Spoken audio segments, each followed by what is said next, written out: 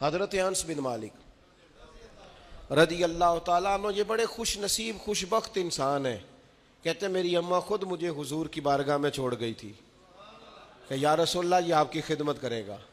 कहते मैंने 10 साल हुजूर की नौकरी की है, नबी पाक ने कभी औफ भी नहीं कहा।